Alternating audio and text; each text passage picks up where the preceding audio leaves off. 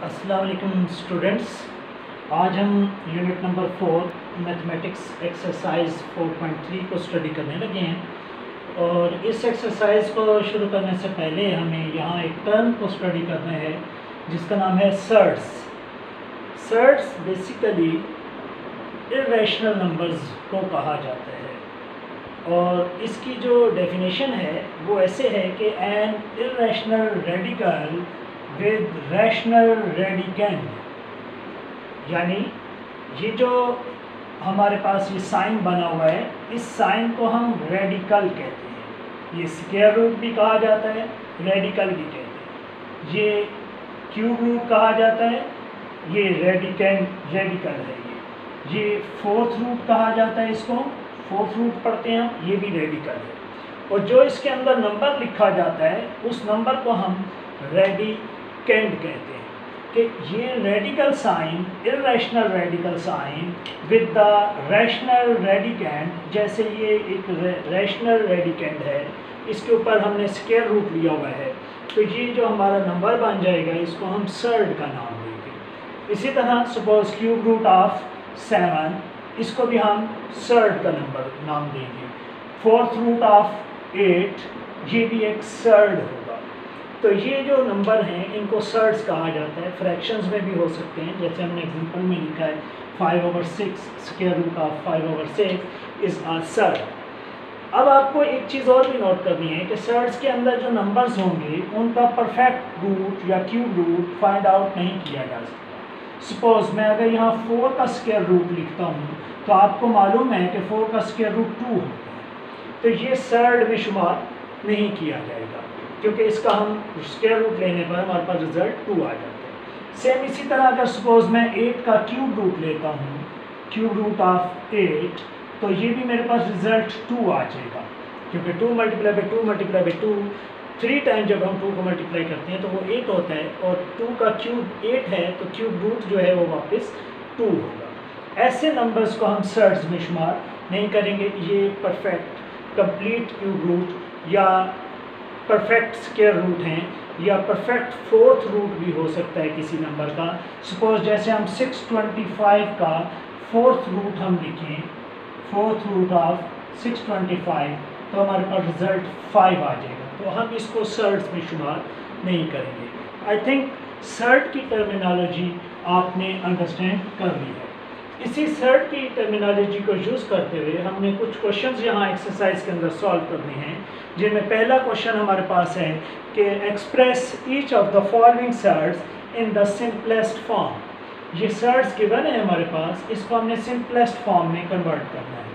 तो सबसे पहले हमारा स्टेप ये होगा कि जो सर्ड के अंदर जो रेडिकेंड नंबर है इसको हम फैक्टराइज करें। प्राइम फैक्टराइजेशन आपने इनकी बनानी है। प्राइम नंबर से आप इसके फैक्टर्स बनाएंगे। 281, 327, 3 9, 3 3s are 9 and 3 1s are 3। ये हमने इसके फैक्टर्स बना दिए। फैक्टर्स बनाने के बाद आपने इन नंबर्स को फैक्टर्स के इस फॉर्म में इस स्क्वायर रूट के अंदर लिखना है। 2 × 3 × 3 × 3 × 3। अब आप इसके पेयर्स बनाएंगे। स्टूडेंट्स, आपको एक पॉइंट लाजमी यहाँ याद करना है कि पेयर्स का डिसीजन आपका इंडेक्स करेगा। अगर ये स्क्वायर रूट है तो आपने पेयर्स 2 2 के पेयर्स बनाने हैं। अगर क्यूब रूट होगा तो हम उसके 3 3 के पेयर्स बनाएंगे। तो यहाँ हमें पेयर्स बनाने हैं। 2 के पेयर्स कोई भी नहीं बन रहे हैं तो एज इट इज़ लिखेंगे। 3 का पेयर, ये 2 3 मिलकर एक पेयर बनाएंगे। सेम इसी तरह हमारे पास रिजल्ट कुछ इस तरह हो जाएगा। 2 स्क्वायर रूट ऑफ 2, हम अलग अलग कर रहे हैं हर एक को। Square root of 3 square, square root of 3 square. तो जब हम इसको सिंप्लीफाई करेंगे तो हमारा रिजल्ट कुछ इस तरह आएगा। √2 मल्टीप्लाई बाई 3 मल्टीप्लाई बाई 3। अब जितने ये नंबर्स हैं 3 3 3, इनको हम मल्टीप्लाई करेंगे तो हमारा रिज़ल्ट 27/√2 ये हमारा रिज़ल्ट आ जाएगा। तो हमने इस सर्ड को सिंपल करके इस फॉर्म में लिख लिया है। इसी तरह हमारे पास एक और पार्ट है, इसको हम सिंप्लीफाई करते हैं। 3/4 मल्टीप्लाई बाई 128 के हमें फैक्टर्स बनाने हैं। 128 के फैक्टर्स आप औरन भी बना सकते हैं, ज़रूरी नहीं है कि आप इनके फैक्टर्स बनाने के लिए ये रफ वर्क का प्रोसेस भी करें। 2 32 ज़ार, 2 16 ज़ार, 2 8 ज़ार, 2 4 ज़ार, 2 2 ज़ार 4 एंड 2 1 ज़ार 2। इस तरह हमारे पास 1 2 3 4 5 6 7 टाइम 2 आ गया। हम इसको इस तरह लिखेंगे 2 multiply 2 multiply 2 multiply 2 multiply 2 multiply 2 multiply by 2 और इस सारे का क्यूब। अभी हमें यहाँ पेयर्स बनाने हैं और आप यहाँ पेयर्स इस तरह बनाएंगे कि आप इस इंडेक्स को देखेंगे इसका, क्योंकि क्यूब रूट है, यहाँ हमने स्क्वायर रूट ले रहे थे इसलिए 2 2 को पेयर्स बनाए थे।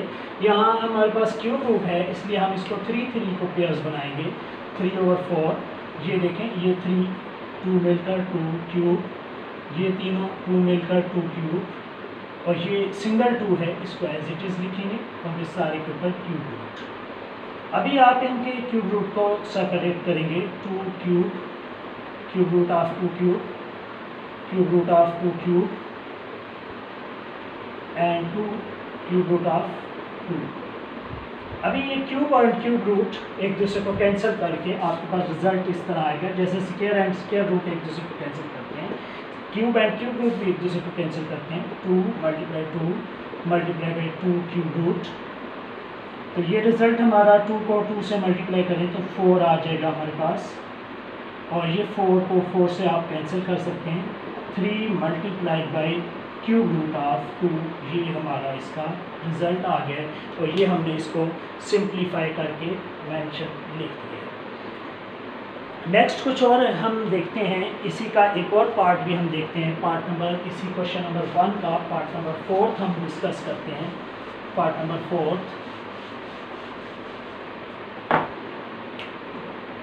Fifth root of 96 x raised to power 6 y raised to power 7 z raised to power 8, fifth root.